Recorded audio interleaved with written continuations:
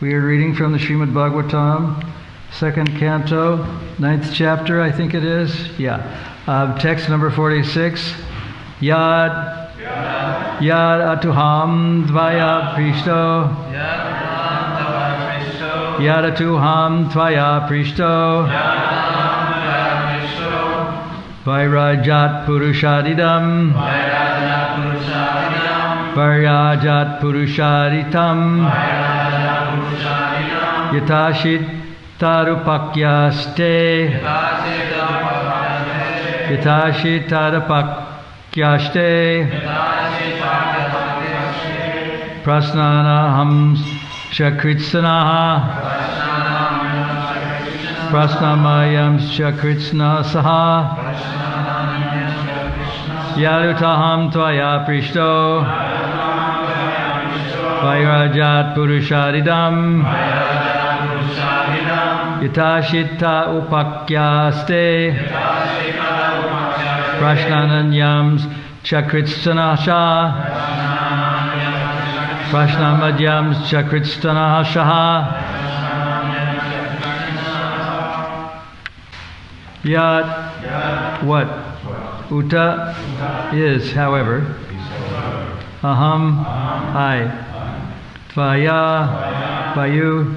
Prishtaha, I am asked. Vairajat, from the universal form. Purushat, from the personality of Godhead. Idam, this world. Yata, as it. Ashit, was. Tat, that. Upakyaste, I shall explain. Prashnan, all the questions. Anyan, others. Cha, as well. As well as. Kritsnashaha, in great detail. Translation. O King, your question as how the universe became manifested from the gigantic form of the personality of Godhead, as well as other questions, I shall answer in detail by explanation of the 4 verses already mentioned. O King, responsibly, O King, your questions as to how the universe became manifested from the gigantic form of the personality of Godhead, as well as other questions, I shall answer in detail by explanation of the 4 verses already mentioned. Purport by Srila Prabhupada. As stated in the beginning of the Srimad Bhagavatam, this great transcendental literature is the ripened fruit of the tree of Vedic knowledge, and therefore all questions that can be humanly possible regarding the universal affairs beginning from its creation are all answered in the Srimad Bhagavatam. The answers depend only on the qualification of the person who explains them. The 10 divisions of Srimad Bhagavatam, as explained by the great speaker Srila Shukadeva Goswami, are the limitation of all questions. Intelligent persons will derive all intellectual benefits from them by proper utilization. Translation, once again. O King, your questions as to how the universe became manifested from the gigantic form of the personality of Godhead, as well as other questions, I shall answer in detail by explanation of the 4 verses already mentioned. Mukam karoti vachalam pangam langaya te girim yatkari patarham vande Shri Guru Dinatarane Nasta Pareshu Abhadreshu Nityam Bhagavata Sevaya Bhagavati Uttama Shlokir Bhaktir Bhavati Naishtiki.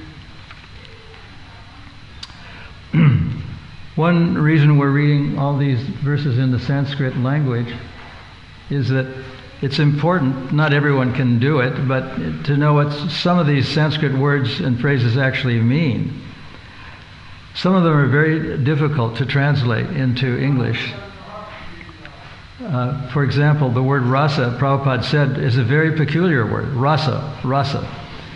It means mellow, it means relationships, it means taste, it means a lot of things. But there's really no exact translation that captures the meaning of the word rasa. It's kind of a unique word. And that's the same in many languages translated into English. In French we have c'est la vie, and it's translated literally as that's life, but doesn't really mean the same thing. So these questions are very significant, and he's very capable in unpacking very succinct statements into something very detailed. And it's mentioned here the answers, the 10 divisions of Srimad Bhagavatam, as explained by the great speaker Shukadeva Goswami, are the limitation of all questions, and intelligent persons will derive all intellectual benefits from them by proper utilization. So the next question, which any intelligent person will, not any intelligent, but many curious people will want to know, what are these 10 divisions? Well, if we look in the first verse of the next chapter, called Bhagavatam is the answer to all questions, the 10 divisions are enumerated. Here's the translation. Srila Shukadeva Goswami said, in the Srimad Bhagavatam, there are 10 divisions of statements regarding the following: the creation of the universe, subcreation, planetary systems, protection by the Lord, the creative impetus, the change of manus, the science of God, returning home back to Godhead or liberation, and the summum bonum. Very often in Srimad Bhagavatam we encounter these phrases, Latin phrases like summum bonum, and just in case anyone doesn't happen to know what summum bonum means, it means the highest good or the ultimate good. It's difficult to translate some things into English, but that's what the dictionaries say. Summum bonum means. And Prabhupada uses a lot of these Latin words. Some of them very common, some of them are very uncommon, but they're like bona fide is a Latin phrase which we use a lot. And then he uses argumentum baculum, which means chastising or hitting with a stick. It's a very unusual phrase. Sukadeva Goswami is very unique in that he can take some very essential verses, like we talked about the 4 verses in Bhagavatam class recently, and they're very succinct, and Prabhupada in his own way unpacked them because they're very long explanations or purports. I think sometimes the word purport is used very instructively. Some translations say that it's commentary, but it's actually, commentary doesn't really quite get it either, because a commentary is something that anybody can say about anything, really. And a purport means the essential nature of a thing. So the word purport is used very instructively instead of commentary. Although the word commentary is probably the nearest thing that you can say. It means, the purport is the essential nature of a thing. So there are, and Srila Prabhupada spent many hours, sometimes getting up late in the middle of the night to translate.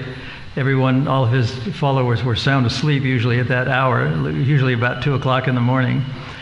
And he said that his only complaint was that people weren't reading his books. Books that he toiled very hard in the middle of the night sometimes to translate into English. And it's a very difficult thing, because some of these words don't have exact meanings, but he did it anyway. He made translations of Nectar Devotion, of Ishopanishad, of Srimad Bhagavatam, which is the magnum opus in a way. Here's another phrase, magnum opus, another Latin phrase.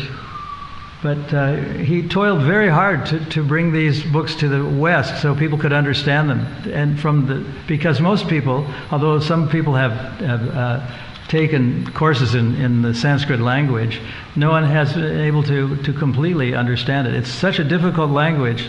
I studied Latin, so I know what a difficult language is.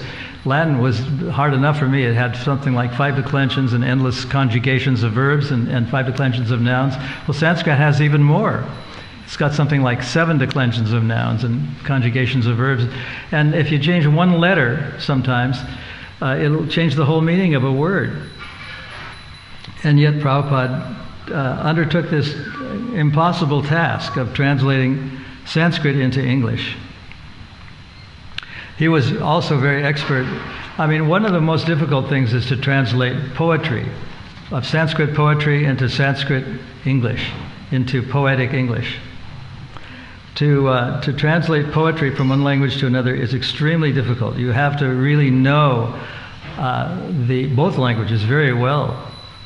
It's said that just to learn the grammar in Sanskrit can take something like 8 or 9 years of studying 8 hours a day, every day, 5 or 6 days a week, or 7 days a week.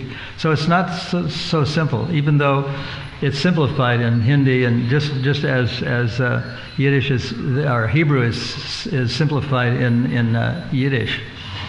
So Sanskrit, although it has the same characters as Hindi, is simplified in the Hindi language. So it's a very common language in India that people can speak Hindi. Anyway, this is the greatness of a devotee. He can unpack these very codified and very succinct statements, poetic statements. Once Prabhupada told us that every shloka is a poem. Can you imagine that? I mean, in English we have poetry, so-called poetry like William Shakespeare and others, but it seems to violate all the rules of grammar, poetry in English. Whereas in the Sanskrit language, which I know little about, I do know that there are rules and regulations regarding poetry and drama. And a little bit of this was passed into the West in Greek drama and English drama, where there was some sort of beginning of a little sort of premise of what the whole drama is going to be about. But in Sanskrit there are many things. And I was recently reading in Chaitanya Charitamrita that all literature that was given, all poems that were given by followers or acolytes of Chaitanya Mahaprabhu were first given to and vetted by Swarup Damodar to see if there was anything that wasn't correct, or there was any overlapping of rasas or something that was not quite right. And many people, especially when Lord Chaitanya was living in Puri, in Jagannath Puri, India, in Odisha, it was formerly called Orissa, now called Odisha.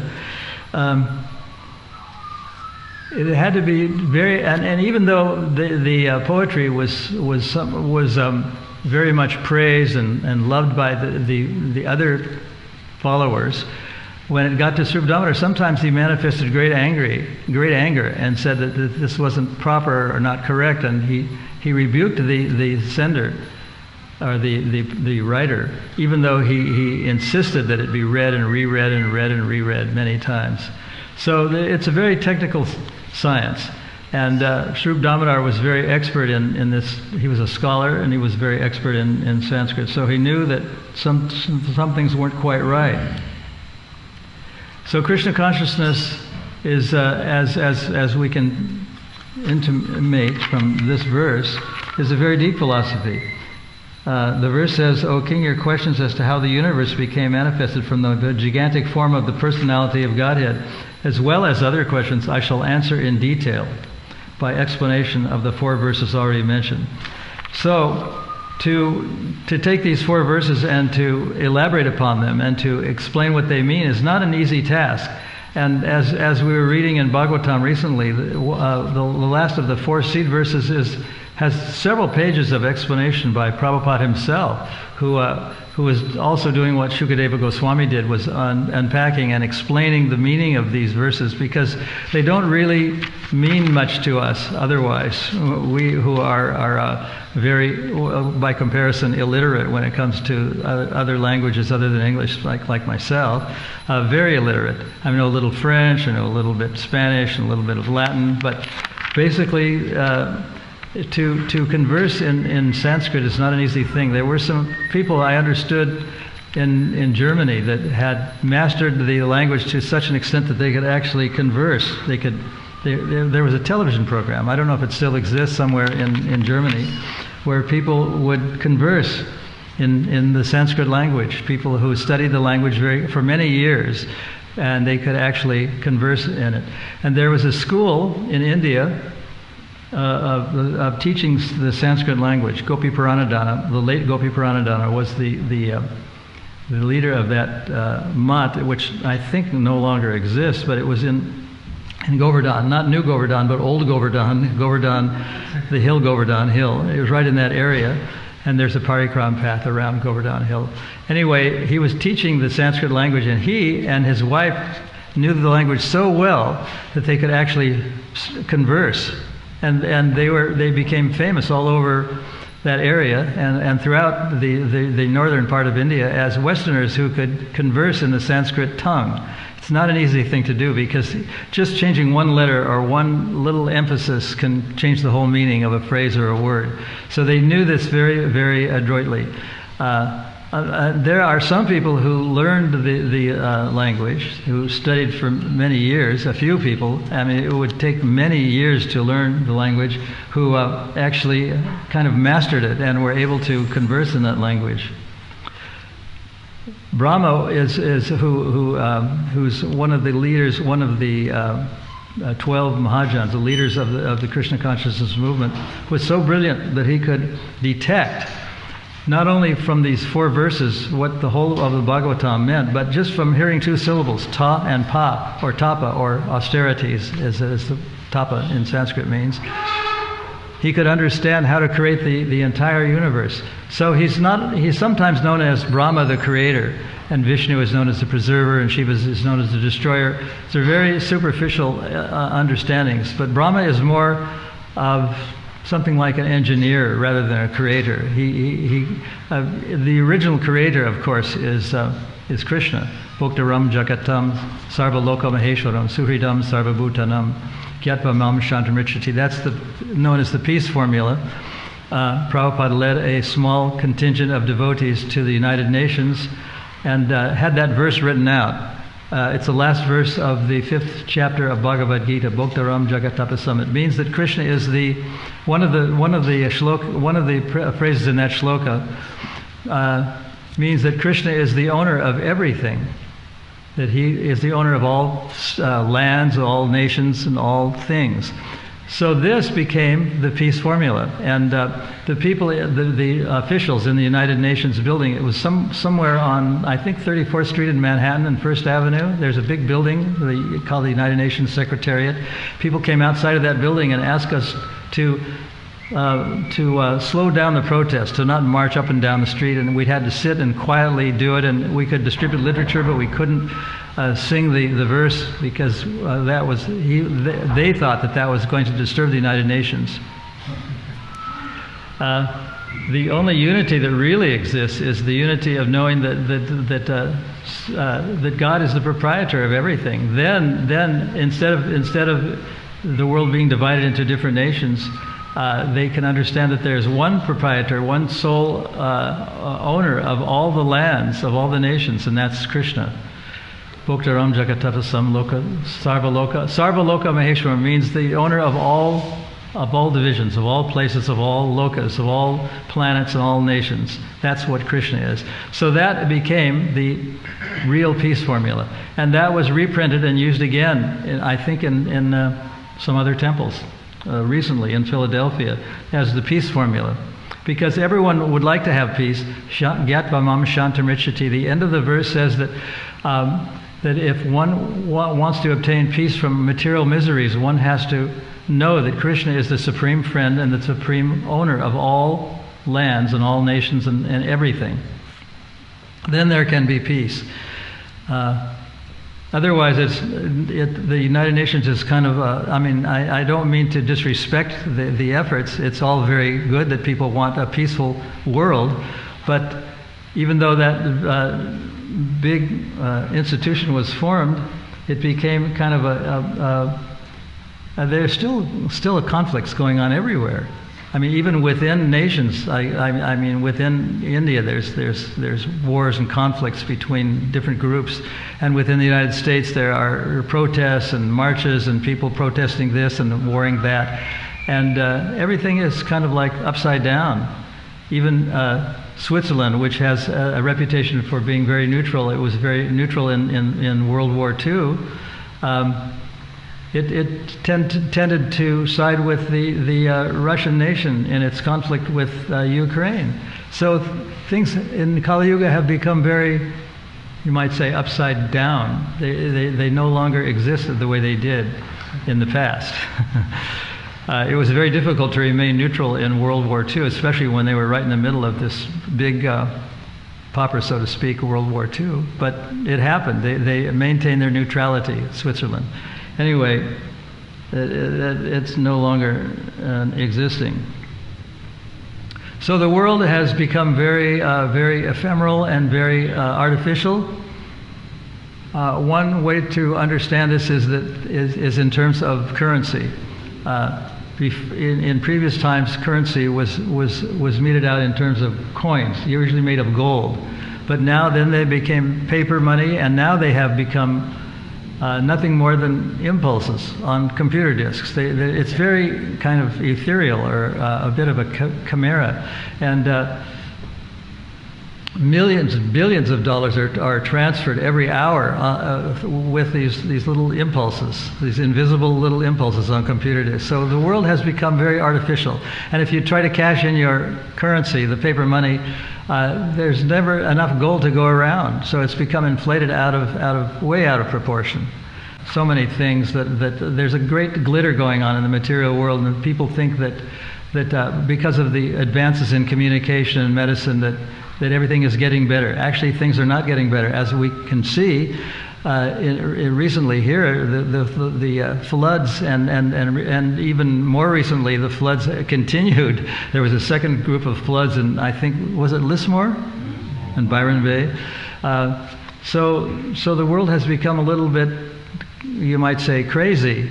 And people who are intelligent, the word intelligent was used by Prabhupada, when we see that there is something wrong. And in the beginning of Srimad Bhagavatam, he says, there seems to be, everything is getting better, but he used the word pinprick. But there's a pinprick in the world at large. Something is becoming amiss.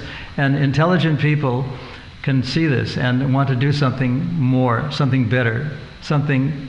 And that's what the Srimad Bhagavatam is about. It gives answers to some of the most testing and difficult questions. When I was a new devotee, I was reading Srimad Bhagavatam, and I kind of knew that something was wrong, but I didn't know what exactly it was. And Prabhupada said that there's a pinprick in the world at large. That was written in the beginning of the Srimad Bhagavatam in the introduction.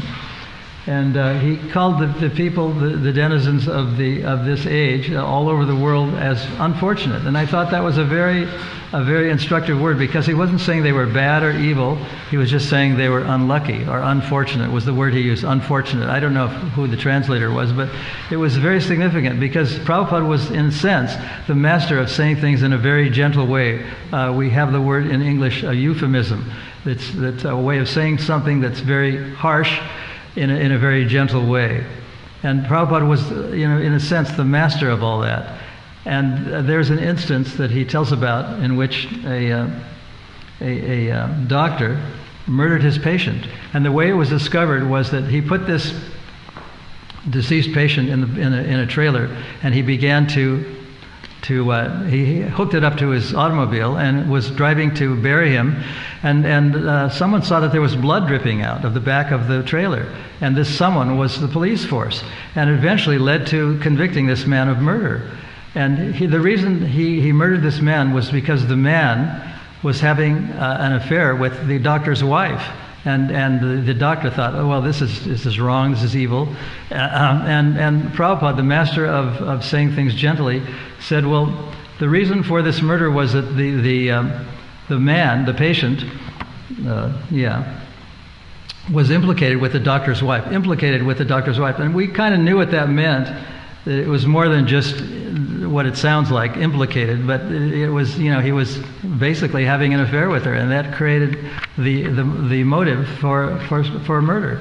And eventually the man was executed, and justice was done. So I'll stop there. If there's any comments or questions, yes, please ask. Yes, Sadhana? Sada? Hare Krishna Maharaj, thank you for this class. My question is, when you don't pronounce things correctly, what does Krishna think? Does he think you're like lazy for not learning the proper pronunciation? Well, we're trying. Just like it's said that the demigods in the higher planetary systems, they know the Sanskrit language so well that they speak it perfectly. And we don't really know how to pronounce words. I mean, sometimes there's a dash over the A, but we've heard people say it in a short way. So we don't really know. But because we're trying, and we're trying to learn, and there's a school that teaches how to pronounce words, we're doing our best. But I mean, Krishna looks at the good Bhava Grahi Janardana, that he looks at the devotional side. That we're at least trying, and we're learning. We may be slow, we may be dull, but at least we're trying. So what you're saying is Krishna still accepts. Pardon? Say it again. What I'm understanding is that Krishna still accepts, even if Krishna accepts our sort of bungling attempts, even though they're very primitive. We try to pronounce all the words correctly, and sometimes we do, and sometimes we don't. But he knows that we're trying, and he's seeing that as someone said, where Bhava Grahi Janardana, another way of saying that is where there's a beginning or a little fire, it should be fanned.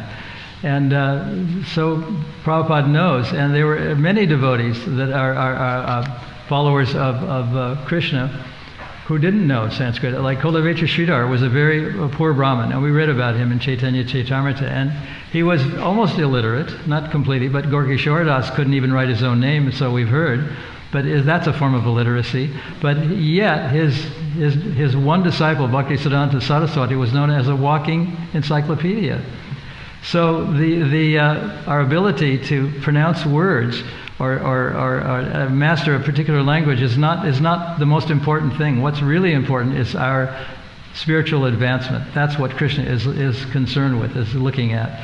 And that's what we're all trying to become, little by little, spiritually advanced. Not an easy thing to do. I can attest to that. If anyone doesn't mind, I have another little question. You said the state of Orissa has changed its name? Who? The state of Orissa. Yeah, it was like Bombay was officially changed to Mumbai, and I think there was a place in India, Madras, it was changed to Chennai, and so Orissa was officially changed to Odisha. Not very many people know that, but it actually happened. And it must have cost them a huge amount of money, because changing a name means changing letterheads, cards, and every time the name is written down, like Esso was changed to Exxon, that oil company, and it must have cost them a huge amount of money. But I don't know what the reason that they changed, from what I know about history, is the reason that they changed Bombay to Mumbai. Originally it was called Mumbai, but the British, who were the rulers of India, thought it was easier to say Bombay. So that was their reason. And then later on, the people of that city realized that changing their name, because of the British rulers, which were often very vicious and very sort of evil, they changed it to Mumbai, which means the goddess of Mumba Devi. Mumba is another name, I think, for one of the goddesses, like not Lakshmi, but I think Durga. So Mumba Devi was the original name, and then Mumbai, and then Bombay, and then back to Mumbai. But originally. Yeah, it's not very well known. It's considered one of the poorest states of India, or maybe of the world. And somehow or other, they managed to change their name from Orissa to Odisha. It's kind of like pronounced the same way, but it's spelled differently. It's Odisha, O-D-I-S-H-A, instead of O-R-I-S-H-A. Pardon? Maybe like Odissi dancing. Is it spelled like that? Like what? Odissi dancing. Yeah, that's what it's like. Yes, Rupa?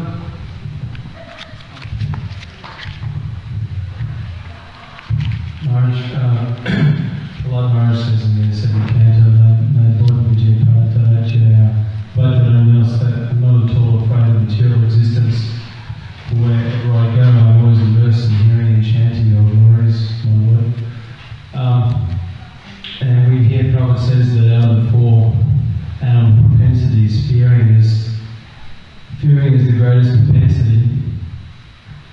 Prabhupada said, once to his disciples that, my disciples are not afraid enough of Maya. So as long as we're not on the platform of pure devotional service, should we have, is it healthy to, have some fear of material existence? Is it helpful to have some Fear of material fear of material? existence. I think fear or Fear of Maya. sense that something is wrong somewhere, that's a form of intelligence. What's unintelligent is to think that things are always getting better. We can live longer. We can push a button and talk to someone on the other side of the world. We can fly through the air and we can reach another part of the world in just a matter of hours instead of days or months or years. So if we know that there's something wrong with airplanes, something wrong with medicine, and something wrong with telecommunications, even though we depend on them a lot, especially for Krishna consciousness, but we know that they sometimes do things that are wrong, or sometimes things go wrong. People die in air crashes, people die of medicine, and lots of things go wrong in communications. I mean, we all have that kind of experience. So I think there's not only a fear, but a sense that there's something else, something better.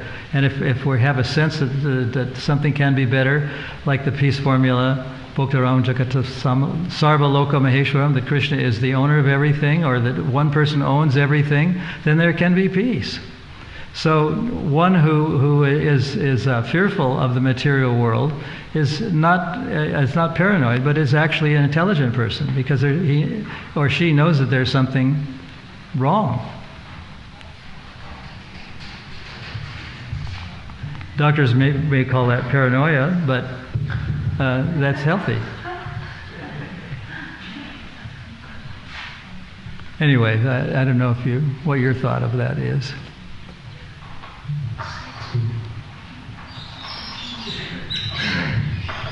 But most people, they're not fearful. It seems to me that they just think that, well, maybe things are wrong, but they're going to improve. They're going to get better. So I shouldn't be afraid. And just because there was a flood once or twice or 3 times, I shouldn't be afraid of a little rain. But that's not very intelligent. I mean, we are afraid. I mean, there are a lot of things going wrong all over the world. There's war, there's violence, there's all kinds of mistakes being made.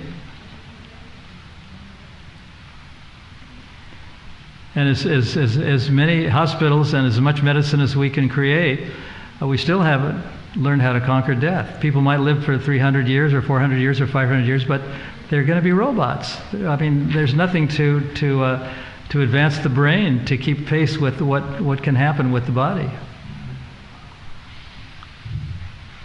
I mean, a medical doctor might argue with me and say that that's not true. There are things that we can improve the quality of thinking, but that would be an example of lack of spiritual intelligence.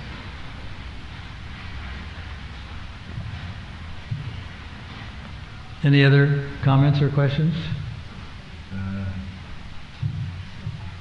It's nice of you to mention Yogi Paranta Guru Krishna.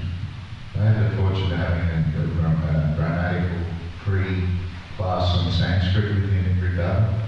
So he introduced the concepts, and I remembered how he was talking about the meters that the Sanskrit was, they knew the meters, the rhythm, it expressed a mood. And but it seems that somehow Prabhupada, he could still bring the mood, even though English language not perfectly. Prabhupada's abilities, as you mentioned a few, many, I feel was just a comment that he still brought the mood across. Yes. The Sanskrit language is perfect, English far from it, and we are far from it, the mood was conveyed. There's a verse that ends yad vipadam natesham. And Prabhupada commented that even someone who doesn't understand Sanskrit can see the rhythm of the poetry in that phrase. So he was expert in Sanskrit, but he knew also how to translate. Just as in India, there's a great fondness for Shakespearean English. because there's a certain rhythm, a certain sense of certain expertise that mirrors, although it's not anything near Sanskrit, but it mirrors the Sanskrit language. Any other comments or questions? By the way, I think it was a Murti that told me once that Shakespeare and the Bible are the most quoted books in the English language. Is that correct? Someone told me. Maybe it was you. I don't know. Thank you for the class. Now, you mentioned about how Prabhupada sometimes used euphemism, and he was saying that person was implicated with the doctor's wife. So we hear in Bhagavad Gita that the truth should be told, which is truthful and it's pleasing and it should be straightforward.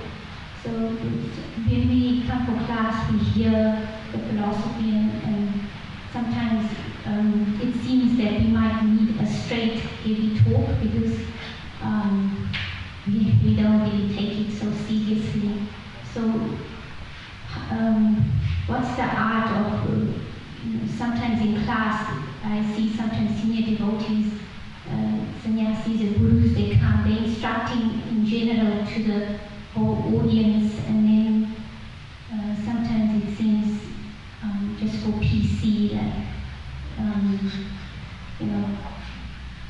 devotees sometimes, it's plainly obvious to the community that maybe this devotee needs to step up, but when is it useful to be straight, or is it that the senior devotee sees that the person can't take it, so they try to keep repeating in that like euphemism or saying a story, giving a story instead of that?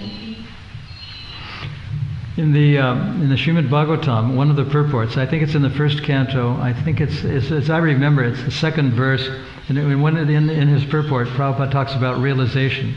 And he says, if you speak according to the time, according to the circumstance, and according to the hearer, the audience, that is called realization. And that it's so realization is different from speaking the harsh truth. Sometimes it's very harsh to say that, well, we're only going to live for 100 years when we have to die. And medical practitioners might say that, well, we've extended the lifespan, at least in the West, from 50 to 60 to 70 to 80 to 90 years, and what's to say that we're not going to extend it to 100 years or 200 or 300 or 400 years? But the harsh reality is that as much as we have advanced in medicine, we haven't been able to stop death. So that's a kind of a harsh reality. But it may be too harsh for some people. And realization is like Shukadeva Goswami. He was speaking to Maharaj Pariksit, who was a very opulent king who had renounced the world. So he was speaking very directly and very harshly. But if we're speaking to people who are not very conversant with spiritual topics, we may have to be more gentle and speak to them according to time and use the euphemisms and say people are implicated when we know it means something more than that. So according to time, place, and circumstance, surroundings, or audience, a realized person adjusts his speech. So what we hear in class may be different from what we read in books. The difference is that the realization is not just saying anything to everyone. Once some visitors came to, I was there in Berry Place, that temple. It was the first temple in England. And the first question that the man asked the visitors, are you vegetarians? And apparently they weren't, and he was very irate over the fact that they had come to the temple and yet they were still eating meat. So this is an example of not, adjusting speech according to circumstances. It's kind of a bad example, but it actually happened. So I think we'll stop there, and thank you very much. Srimad Bhagavatam ki jai.